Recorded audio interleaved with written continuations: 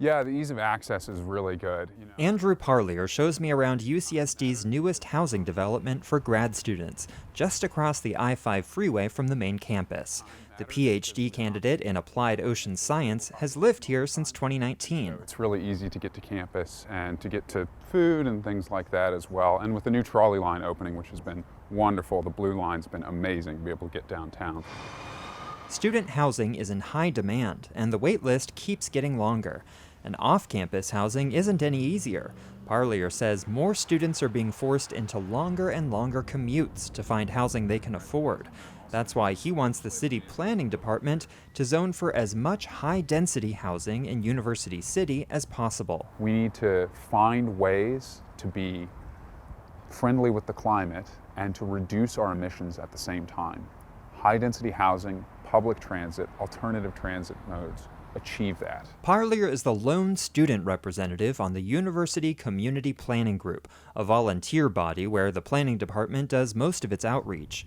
He says the group and attendance at its meetings is dominated by homeowners, like Linda Beresford, who had this to say at a meeting in March. Allowing transient UCSD students to have as much say as people who have invested here is not a true representation of resident desires. I think it's important for students to be able to have a say in it. We're not transient. Leanna Cortez is a junior at UCSD who's been organizing her classmates to get more engaged in the zoning debate. She says the stakes for students dealing with the housing shortage are high. A national survey recently found 17% of college students have been homeless in the past year, and almost half of them face housing insecurity. We're talking about people surfing people's couches.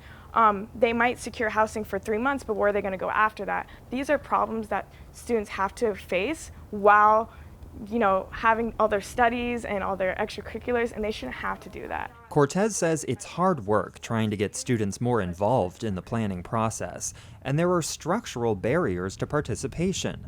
Students who live on campus aren't allowed to vote in planning group elections.